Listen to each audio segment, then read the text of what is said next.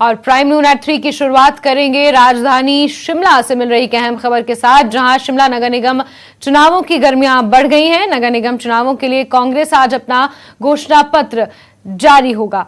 इससे पहले चुनाव को लेकर कांग्रेस कोऑर्डिनेशन कमेटी और चुनाव प्रबंधन कमेटी की एक अहम बैठक हुई। बैठक कैबिनेट मंत्री रोहित ठाकुर की अध्यक्षता में हुई, जिसमें कई बड़े नेता शामिल हुए। बैठक के बाद रोहित ठाकुर ने कहा कि शिमला नगर निगम चुनाव जीतकर कांग्रेस हिमाचल में चुनावी जीत की हैट्रिक लगाएगी और आज कांग्रेस शिमला नगर निगम चुनावों के लिए अपना घोषणा पत्र जारी कर सकती है। सुक्खू सरकार अपने 100 दिनों का लेखा जोखा भी जनता के सामने रखेगी। सुक्खू सरकार इन 4 महीनों में किए गए कामों को गिनाएगी, अपनी उपलब्धियों को गिनाएगी। बीते कल भाजपा ने अपना घोषणा पत्र जारी किया था, 21 वादे जनता से किए थे और आज कांग्रेस शिमला नगर निगम चुनावों के लिए अपना घोषणा पत्र जारी करेगी। इस दौरान कई बड़े नेता मौजूद रहेंगे। 100 दिनों का हिसाब किताब जनता का सामने कांग्रेस रखने वाली है।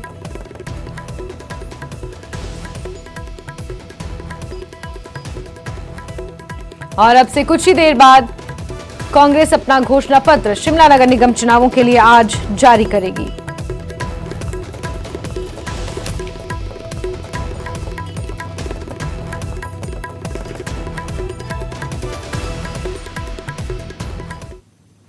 वहीं कांग्रेस विधायक हरीश जनार्था ने नगर निगम चुनावों को लेकर भाजपा के घोषणा पत्र को गुमराह करने वाला करार दिया। उन्होंने कहा कि बीजेपी ने जो बहुत से वायदे किए हैं उन्हें पूरा करना संभव नहीं है। 40,000 लीटर पानी मुफ्त देने का मतलब है कि पूरा सिस्टम ढह जाएगा। भाजपा जब सरकार में थी उस वक्त ये फैसला क्यों नहीं लिया? अब चुनावी वायदा किया जाएगा। टैक्स को लेकर जो घोषणाएं भाजपा ने की है वो भी सही नहीं है।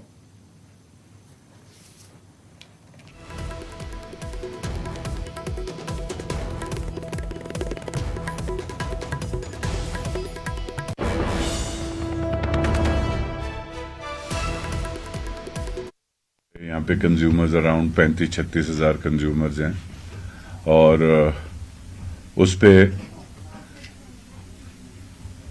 25,000 या 26,000 के करीब आपके जो कंज्यूमर्स हैं वो डोमेस्टिक है, 10,000 11,000 आपके कमर्शियल हैं।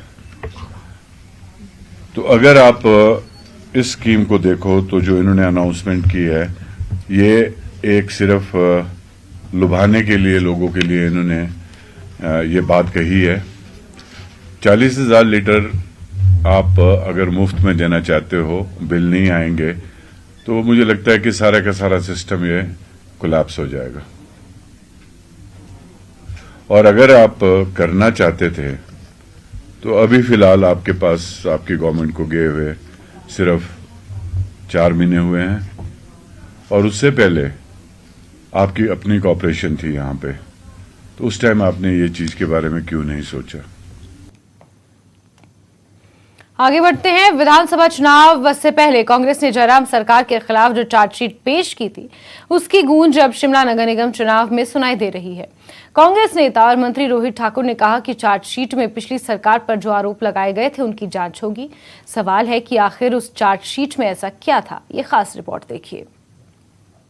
बीजेपी के खिलाफ चार्जशीट पर अब एक्शन की तैयारी। आई भ्रष्ट नेताओं और अफसरों के जेल जाने की बारी।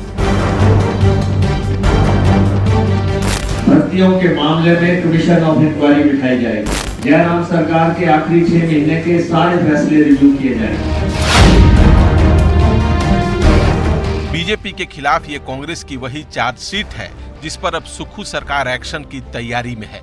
कांग्रेस की तरफ से लूट की छूट नाम से तैयार की गई इस चार्जशीट में जयराम सरकार पर लगे तमाम आरोपों का जिक्र है, जिसे विधानसभा चुनाव से ठीक पहले कांग्रेस ने अक्टूबर महीने में शिमला में प्रेस कॉन्फ्रेंस करके जारी किया था और जनता से ये वादा किया था कि अगर कांग्रेस सत्ता में आई तो पेपर लीक, भर्ती घोटाला, पाइप घोटाला, पीपीई किट घोटाले जैसे सभी मामलों की जांच कर दोषियों को जेल भेजेंगे।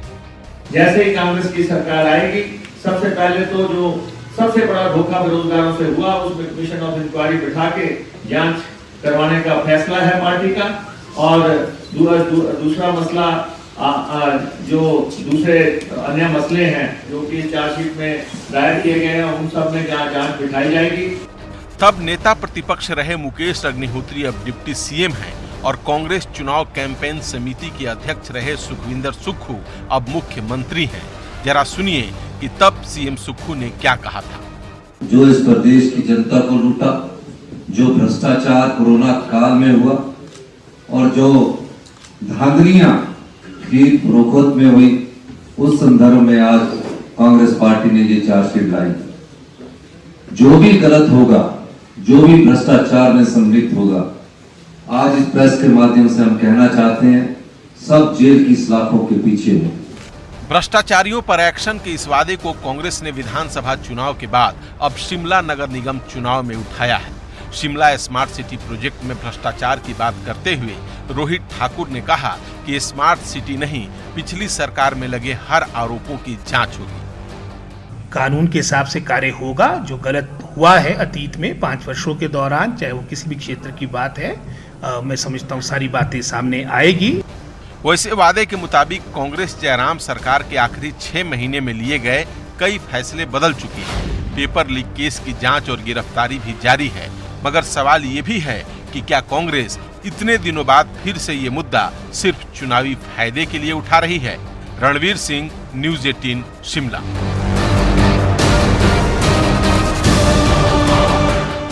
भाजपा उपाध्यक्ष और खादी बोर्ड के प्रदेश उपाध्यक्ष संजीव कटवाल का कांग्रेस पर पलटवार भी देखने को मिला है।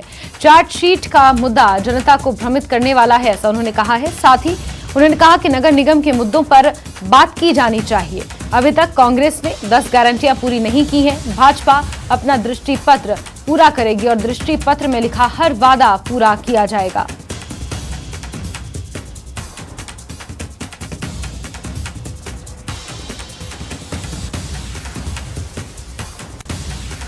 हार को देख के इस इलेक्शन की जो रणनीति है, इसको भड़काने की कोशिश कर रहे हैं कि भारतीय जनता पार्टी ने अपने शासनकाल में शिमला के अंदर इतना विकास किया है, उसमें कोई भी वार्ड उन्होंने बिना विकास से छोड़ा नहीं है।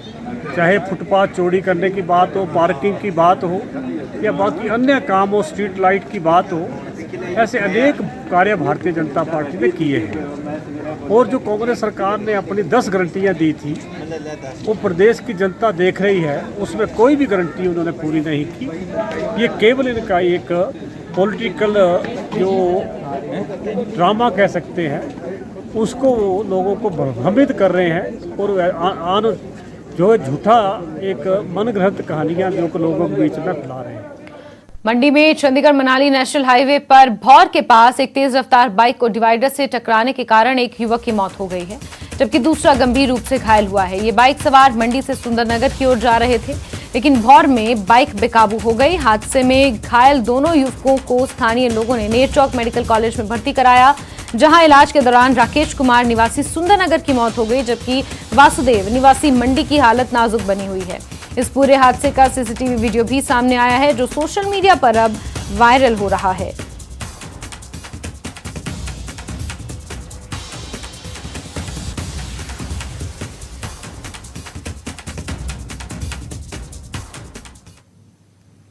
बौद्ध धर्मगुरु दलाई लामा ने मुल्क और मजहब के आधार पर पैदा हुए भेदभाव को दुनिया के लिए बड़ा खतरा बताया है।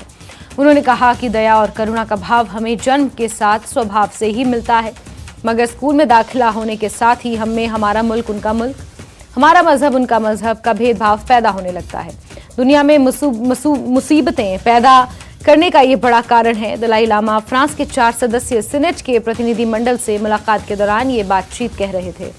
दलाई लामा ने कहा कि हम सबको मिलकर विचार करना होगा कि किस प्रकार से एक स्वाभाविक रूप से शांतिपूर्ण विश्व का निर्माण कर सकें।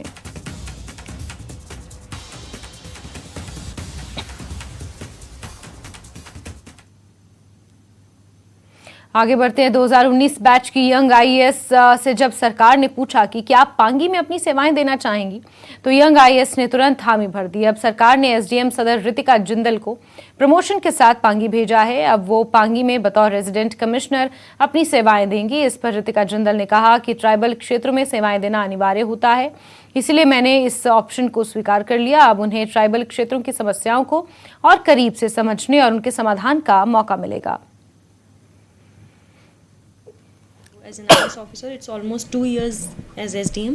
उसके बाद we are promoted to ADC rank. तो मेरा प्रमोशन हुआ है as resident commissioner Pangi, RC Pangi जो है वो प्रमोशन हुआ है। तो मुझसे पूछा गया था पर्सनल डिपार्टमेंट द्वारा सीनियर्स ने कि आपको पांगी भेजा जा रहा है, क्या आपको मंजूर है? तो फिर हमने बोला था कि अगर सीनियर्स को लगता है कि अगर मेरा काम वहाँ पे अच्छा रहेगा, अगर मेरा वहाँ पे यूज़फुलनेस रहेगी एज एन ऑफिसर, तो I would like to definitely go और एक अच्छा नया एक्सपोजर मिलेगा। और खबरें लगातार जारी रहेंगी, लेकिन वक्त एक छोटे से ब्रेक का।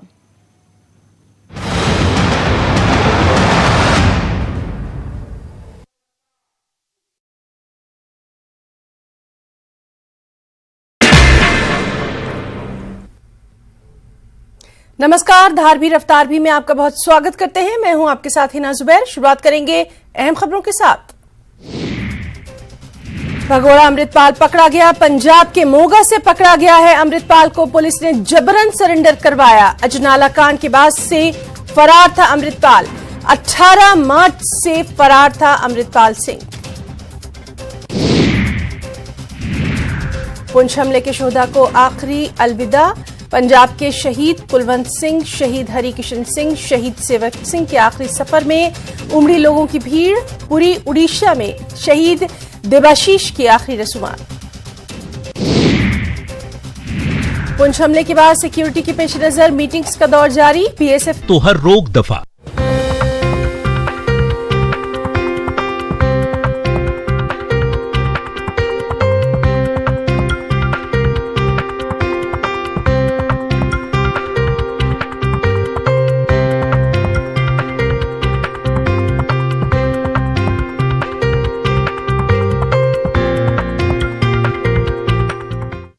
हेडलाइंस प्रेजेंटेड बाय पेट सफा आयुर्वेदिक चूर्ण।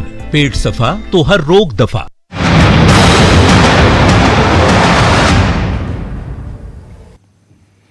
और ब्रेक के बाद बात एक और अहम खबर की करते हैं, जहां फारूक अब्दुल्ला का एक बड़ा बयान सामने आया है। उन्होंने कहा है कि पार्टी को नुकसान पहुंचाने वालों को ये सख्त संदेश है।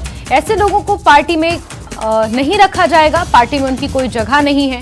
इन लोगों की पहचान भी कर ली गई है और जल्द ही उन्हें पार्टी से बाहर का रास्ता दिखाया जाएगा। ये फारूक अब्दुल्ला ने बड़ा बयान दिया है।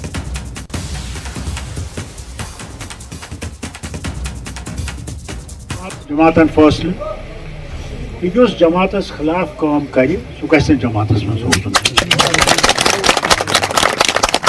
इसलिए आज कोड आर्डर, अभी जो आर्डर नेरे तो करे फिक्र थवन सह इंसान जमातस जमातस मज वोट तराए।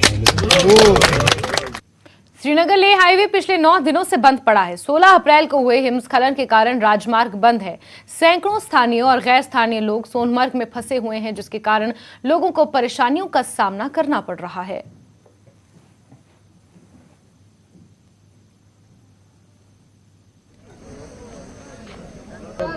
हम इस टाइम सोनमर्ग में हैं और यहाँ पे हजारों की तादाद में लोग जो हैं, मुसाफिर जो हैं वो दरमांदा है। दरअसल जो श्रीनगर लेह हाईवे है वो पिछले 9 रोज से लगातार बंद है। यहाँ पे शैतानी नाला जो है वहां पे पस्सियां गिराने की वजह से जो है सड़क पे जो आमदरफ्त है वो रोक दी गई थी। हालांकि फिर आश्वासन दिया गया था कि कुछ दिनों में जो ट्रैफिक है उसको बहाल कर दिया जाएगा, लेकिन आज 9वां दिन है और आज भी सड़क बंद है। यहाँ पे आप देख सकते हैं ये सोनमर्ग का स्टैंड है। यहाँ पे लोग, कितनी तादाद में लोग जो हैं वो यहाँ पे दरमांदा है। हम कुछ मुसाफिरीन से बात भी करेंगे। यहाँ पे आप नाम बताइए अपना और बताइए कब से आप यहाँ पे रुके हुए हैं, फंसे हुए हैं और कितनी मुश्किलात का सामना है। अस्सलाम वालेकुम, मेरा नाम आफ्ताब खान। कम से कम हम सर 18 तारीख से इधर हैं फंसा हुआ। कम 9 दिन हो रहे सर इधर बैठ के। एडमिनिस्ट्रेशन की तरफ से हमारी यही गुजारिश है कि जितना हो सके इसको मतलब बहाल किया जाए, क्योंकि यहाँ लेडीज है, ज्यादातर लेडीज को प्रॉब्लम होता है। यहाँ इनको जो लद्दाख कमाने के लिए जा रहा है या कोई किसी काम से भी जा रहा है, कम से कम इधर बहुत खर्चा हो रहा है सर होटलों में। तो मेरा एडमिनिस्ट्रेशन से यही गुजारिश है कि जितना हो सके जल्दी रास्ते को बहाल किया जाए। कितनी मुश्किलात हो रही हैं, खासतौर पेशेंट्स वगैरह भी होंगे, किस तरह की मुश्किलात का सामना है? बहुत मुश्किल है सर। कोई पेशेंट तो ऐसा भी है, कोई गाड़ी में बैठ के वही ग्लूकोज चढ़ा के, आप यकीन मानेगा तो तो इस हिसाब से देखा जाए तो यहाँ बहुत मुश्किल है। ये पेशेंट वेशेंट सारे, यहाँ लेडीज भी है, छोटे बच्चे भी है। कोई तो गाड़ी में सो के मतलब 9 दिन से सोया हुआ है गाड़ी में। एक ही गाड़ी में एक ही सीट पे लेडीज हो जेंट्स हो, गाड़ी में ऐसे ही सोया है। किसी के पास खर्चा खत्म हो गया, अपना जितना भी मतलब लेके आता है वो सब खत्म हो गया सर। आप नाम बताइए अपना और बताइए कब से यहाँ फंसे, कितने लोग हैं आपके साथ यहाँ? हमारे साथ बहुत लोग हैं। हम आए हुए नेपाल से, हम आए हुए 9 दिन हो गए। इधर हम फंसे हुए, रास्ता अभी बंद है बोल रहे हैं ना। हाँ बताइए कितनी मुश्किलात है? हाँ सर, हम झारखंड से आए हुए हैं। मेरा नाम है गोकुल लैया, यहाँ गोड्डा जिला के हैं हम लोग। यहाँ हजारों आदमी जो है यहाँ पड़े हुए हैं, रास्ता जाम है, भूखे हमारे बाल बच्चा जो है सब मर रहा है। हम लोगों को बहुत परेशानी है। हम लोग जो है बीमार पड़ जाते हैं, दवाई सवाई नहीं हो रहा है, हम लोग कैसे रहेंगे? अच्छा। हाँ, एडमिनिस्ट्रेशन की तरफ से कोई आया यहाँ पे, अफसर वगैरह कोई आया यहाँ पे आपका हालचाल पूछने के लिए? हालचाल कोई नहीं आया है, कोई नहीं आया हालचाल पूछने के लिए। हम लोग पूरा भूखे से यहाँ हर मर रहे हैं। कोई खाता है, कोई नहीं खाता है, कोई ऐसे मर रहे हैं सर। बिल्कुल, यहाँ कुछ लेडीज भी हैं जिनसे हम बात करेंगे। आप नाम बताइए अपना और बताइए कितनी मुश्किलात में हैं आप यहाँ पे, कितनी लेडीज हैं आपके साथ यहाँ पे?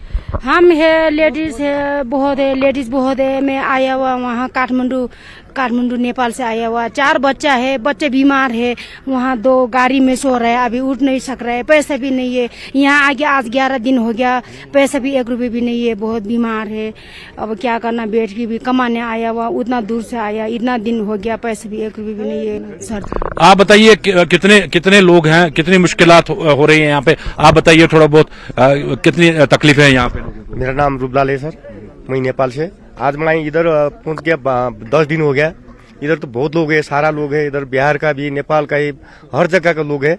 इधर खाना का भी मुश्किल है। देखो इधर ठंडा भी है, मेरा घरवाली को अभी बीमार है, पैसा नहीं है मेरे पास दवाई करने का। अभी उधर रास्ता बंद है, उधर जाने का पैसा नहीं है।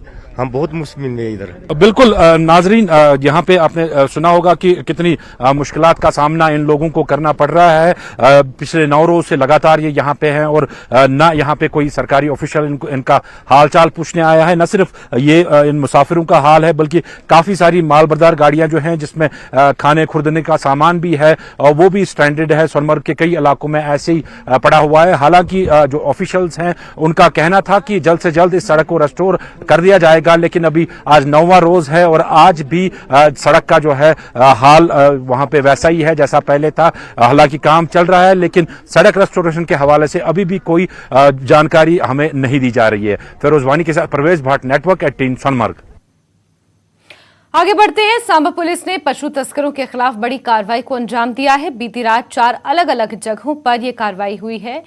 11 तस्करों को पुलिस ने गिरफ्तार किया है, जिनमें 2 महिलाएं भी शामिल हैं। 50 मवेशियों को भी तस्करों के चंगुल से छुड़ाया गया है। पुलिस ने 5 ट्रकों को जब्त किया है। पुलिस ने मामला दर्ज कर आगे की कार्रवाई भी शुरू कर दी है।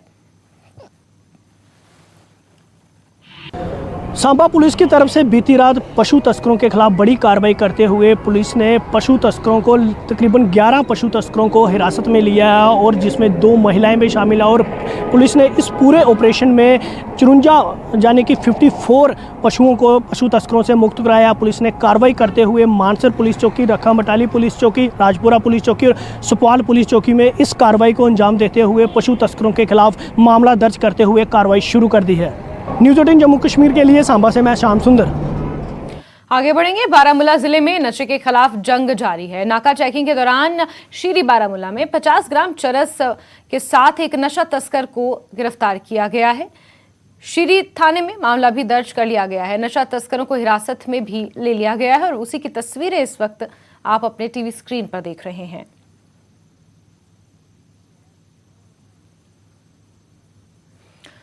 देश में बढ़ती महंगाई और बेरोजगारी के खिलाफ कांग्रेस जिलाध्यक्ष बडगाम के नेतृत्व में कांग्रेस कार्यकर्ताओं ने डीसी कार्यालय बडगाम के बाहर विरोध प्रदर्शन किया।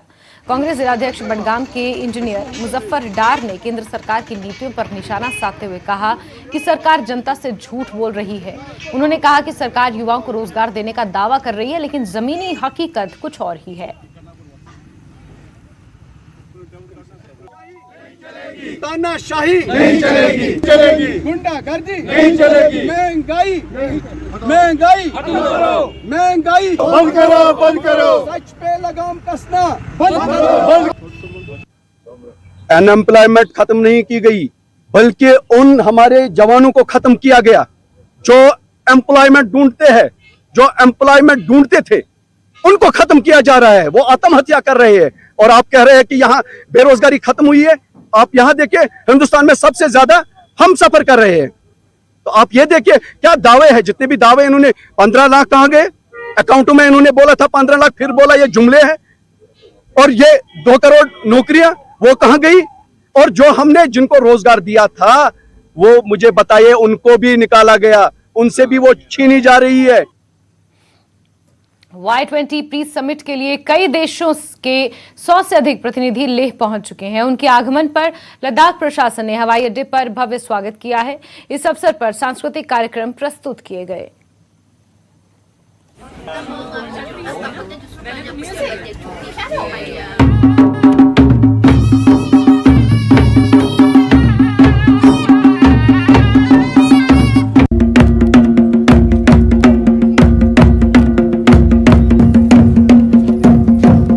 बेसिकली कि ट्रैफिक के हवाले से हमने बढ़िया इंतज़ाम किया है। हमने कल से एक एडवाइजरी भी इशू की है। अब क्योंकि लेह में आपको भी पता है कि थोड़ा सा रोड्स नैरोज़ हैं, कंजस्टेड एरिया है, ट्रैफिक ज़्यादा है और टूरिस्ट सीज़न है इस टाइम ज़्यादा, तो हमने लोगों से रिक्वेस्ट की है कि रॉन्ग साइड पार्किंग ना करें।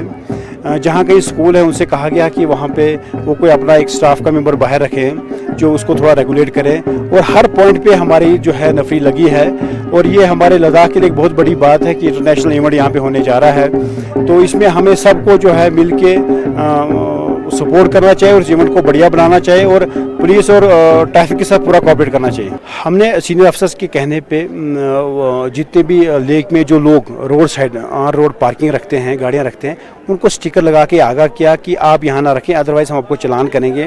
क्योंकि एबंडन गाड़ी रहती है, सुबह जो है हमें काफ़ी दिक्कत आ जाती है, तो इस वजह से हमने वो लोगों को आगाह किया है। अभी उस पर हमने कोई चलानी शुरू नहीं किए, पर नोटिस लगा के लोगों को कहा है कि आप ये गाड़ी जो है रोड पे मत रखिए बल्कि कहीं पार्किंग जगह पे रखें। तो हमारे साथ डिप्टी कमिश्नर ले है सर श्रीकांत सर है, तो अभी डेलीगेट्स अराइव हो चुका है, तो अरेंजमेंट कैसा रहा सर इसके बारे में? जैसे बताया कि ले मतलब केंद्र शासित प्रदेश होने के बाद सबसे बड़ा इवेंट अगर माने, क्योंकि ये सारे G20 का जब से प्रेसिडेंसी मिला है अलग अलग सिटीज़ को ये मौका मिल रहा है कि डेलीगेट्स को होस्ट करने का। ऑनरेबल प्राइम मिनिस्टर का विजन है इस कि जब हम किसी सिटी उसको होस्ट कर रहा है तो वहाँ की हॉस्पिटैलिटी, वहाँ का कल्चर, उसको हम जितने भी हमारे डेलीगेट्स है वो उसको जाने सेंसिटाइज हो जाए। तो उसी के कड़ी में लेह में भी आज Y20 का प्री समिट ऑर्गेनाइज हो रहा है और आज डेलीगेट्स का यहाँ पे आगमन हुआ है। तो अलग अलग कंट्रीज से डेलीगेट्स यहाँ पे आए हुए हैं, तो उसके लिए आप लोगों ने देखा होगा इलेबरेटेड अरेंजमेंट किए गए हैं। जैसे पिछले 1-2 महीने से आपने देखा होगा सिटी ब्यूटिफिकेशन में काफ़ी हमने एम्फेसाइज किया था, वो भी काम चल रहा है। सिक्योरिटी वाइज भी अरेंजमेंट सारे किए हैं, उनके साथ एलओस का भी डिप्लॉयमेंट किया। होटल्स में उनका अभी कल्चरल रिसेप्शन होने वाला है। यहाँ पे भी लोगों ने जो डेलीगेट्स आए उन्होंने काफ़ी इसको सराहा हमारे लद्दाखी कल्चर को। उनका यहाँ पे जोर शोर से रिसेप्शन हुआ। तो मैसेज यही है कि एक पीस, सॉलिडेरिटी, यूनिटी, क्योंकि हमारा थीम भी है कि वसुधैव कुटुंबकम, सारे लोग हम एक ही है। तो ये थीम लेके हम आगे बढ़ेंगे। तो और एडमिनिस्ट्रेशन और लद्दाख की पूरी जनता खुश है कि इस समिट को हम ऑर्गेनाइज करें। तो ये थे हमारे डिप्टी कमिश्नर श्रीकांत बला साहब, जिसने उन्होंने बताया डिटेल में किस तरह से जो डेलीगेट्स ने कल्चर प्रोग्राम एंजॉय किया। तो अभी कुछ ही पलों में ये यहाँ से होटल ट्रांसफ़र किया जाएगा, लेकिन फ़िलहाल के लिए जो डेलीगेट्स आए वो यहाँ के लोकल के साथ इंटरेक्शन कर रहे हैं, खासकर बच्चों के साथ मिलजुल के यहाँ के रीति रिवाज के बारे में पूछ रहे हैं। कैमरामैन सोनम के साथ मुनीब संधि, न्यूज़ 18 के लिए। और इसी के साथ बुलेटिन में फिलहाल के लिए बस इतना ही, लेकिन न्यूज़ 18 JKLH पर खबरों का सिलसिला लगातार जारी है। नमस्कार।